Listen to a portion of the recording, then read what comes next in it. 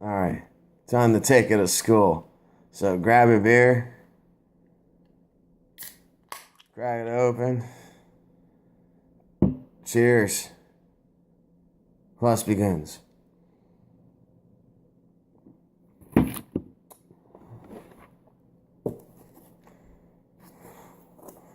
looks a little bit thicker than it actually is, but it's still pretty damn thick. Because I put it on the sleeves and whatnot. But anyways, let me so and this is my report against higher education, by the way. This is just some of the atrocities that I faced. Oh no. See, freaking hate binders. They're always a pain. Here, timeout. Alright, back to business.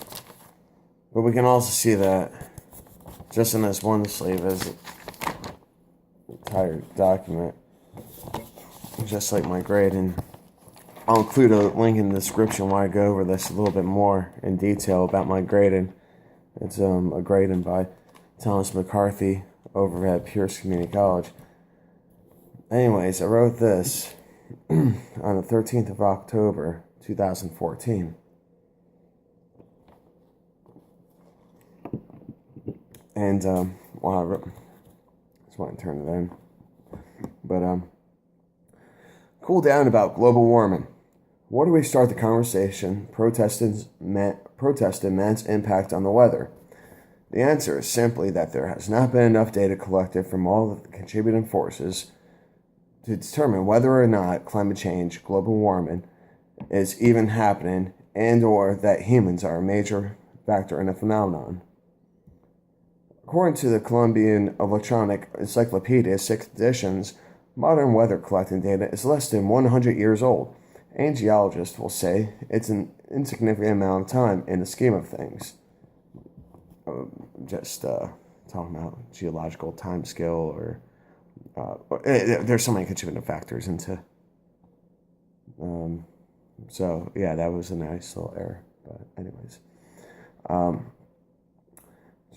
just say that's a significant amount of time in the scheme of things. Dr. Benny Peiser from the Global Warming Policy Forum said that the experts are struggling to understand why October 2014 marked almost two decades since the last recorded rise in Earth's temperature, and also went on to say this about the recent data. Quote, "We are now in the midst of a crisis of credibility because the global warming and accompanying doomsday effects that we were once warned about has not happened." And that came from the express.co.uk. Dr. Peiser went on to explain how there are over 30 theories trying to explain this occurrence, like heat being transferred into the ocean, but the truth, according to him, is we might have much more time than people once told us. With that being said, a growing number of people do not believe in global warming or the current debate surrounding this issue.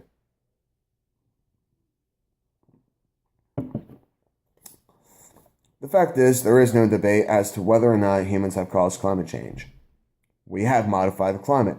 During the Vietnam War, we seeded the clouds to produce more rain in hopes of flooding out the Ho Chi Minh Trail, a main route that the Viet Cong used to resupply the front line. Cloud seeding is the technique used to modify the weather by dispersing various chemicals into the clouds to increase the chance of precipitation. In the present day, farmers in drought-stricken areas have resorted to paying pilots to see the clouds in their areas. If they are to have any chance at a successful harvest. An abstract from The Economist, August 21st, 1999, speaks of the current technology in use today. For the past 3 years, researchers from the United States National Center for Atmospheric Research have been carrying out the most extensive and rigorous evaluation to date of a promising rainfall enhancement technique called hygroscopic flare seeded. A final nail in the coffin that proves humans have the ability to modify the climate is outlined in the Convention of the Prohibition of Military or any other hostile use of environmental modification techniques. The entire policy can be found on the United States Department of State's website. However, the second sentence of the paragraph states, in July 1972, the United States government renounced the use of climate modification techniques for hostile purposes, even if their development were proved to be feasible in the future. Which doesn't specifically say that the USA has used weather modification weapons against our enemy in the past, nor does it deny ever deploying them. It just says we won't use them anymore. The Environmental magazine produced an article in January 1997 edition where Tracy C.E. Rembert explains how the United States Air Force, has a weapon which manipulates the ionosphere. Quote, it looks like a cable television station, but it's something far more ominous. The military's semi-secret, high-frequency active auroral research program, HAARP, designed to give the Pentagon strategic control over the upper atmosphere. This information should really change the argument. It isn't whether or not humans consuming fossil fuels are overproducing and overproducing garbage has caused any climate or change on the climate. Rather, it's whether or not humans abusing technology for the sake of war has caused the climate to change. It is hard to say if any changes in the climate are not just general changes, just normal changes, or cycles that happen with the Earth. For all we know, we could be having something larger than our seasonal system that affects the climate. Let's see what time. A larger seasonal system based on the orbits of an entire solar system, not just the planetary season, i.e., Earth has 4 seasons due to the tilt and the rotation of the sun. A solar season would be the orbit of an entire planetary system takes. There is much more of the universe that we simply do not know. A recent find disclosed an article from Nature found that within the last 70 years, the amount of sunspots has been the highest on record since about 8,000 years ago. Later in this summary of the same article goes on to hypothesize that the spike in sunspot activity could be the cause for the climate change occurring. The sun has much larger influence on the world than human beings. We must humble ourselves. We simply have not been paying attention to the universe around us long enough to make any solid claims. Stannis Ulam was a scientist who worked on the Manhattan Project, and my father was privileged enough to study vibration physics underneath him. He told my father right before lunch, before detonation, he looked at the scientists in the bunker, and they were praying. Stannis Ulam asked them, "Why are you praying? I thought you were all atheists." One of them responded, "Because we don't know exactly what's going to happen." They thought that they might blow off the atmosphere and kill everyone and everything on the planet. That was 1945. I think it goes back to saying that, in the end, everyone believes in God.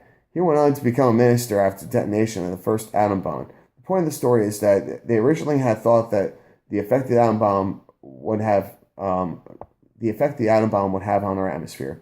We have launched thousands of nuclear weapons since then. What effect has that caused on our environment? There are way too many factors into making our climate that we simply do not know what is actually happening. The bottom line is that fossil fuel consumption is the least of our worries for the cause of climate change. Solar weather could be causing changes in our atmosphere, which is allowing for more sunlight to be absorbed by our planet, or the underwater nuclear detonations have disrupted ocean currents, causing a change in the distribution of heat from the equator to the northern hemispheres. Maybe the Air Force decided to test its weapon, and global warming was a result of launching such a device. What is important is that before we make any solid claims and establish policies, we should better understand all of the factors in the situation before we make any calls for action. And here's my works cited, stuff like that. So that's what most of my thing is, just citations, because I need to do that. But so what's crazy is what I recently found out, or obviously I knew about it, but I continued the research, and that the sun is having increased activity, and that's the whole thing too, is that we see that Venus is very bright. At least that's what I'm going with, that it's Venus. I'm pretty certain that it is, and it's really bright, and at the same time, the sun is. It just looks a little different as well. But the solar flare activity has picked up, which mean and oh, that messes with our magnetosphere, which because our that's essentially our shield block radiation and all that good stuff. The thing is that we're also going at a solar minimum, and the thing is that I believe that the sun is actually a little bit closer to the Earth, or that's the thing, is that we're in a whole, just like I was saying about a solar season and everything of that nature, is that if everything is revolving, there's going to be a point where the Earth gets really close to the sun, or really far away from the sun. And that's going to have an effect on the weather as well. Especially, it depends. There's so many factors that go into it. So how about everyone just calms down about the argument, and let's kind of focus on, well, number one, removing these flat earthers from this realm, because they're not going to help us out, because, oh God, yeah, I'm making a video on that next, because I'm going to do a little science project to show the friggin' this flat earth thing. Good God almighty. All right. I know what I'm talking about, and I failed that paper. I failed it because I wasn't on topic, and there was just one part in that whole thing, and that's the solar season that didn't belong there, because I was talking about man's effects, effects on climate change. Why was I just talking about solar season? But as I said in the description, I'll go over my grade and everything. And yeah, I know there was some grammatical errors and that and whatnot, and that's fine. I just rushed through that, and it shows. But it's still way better composed than most people that freaking put twice as long into it than I did.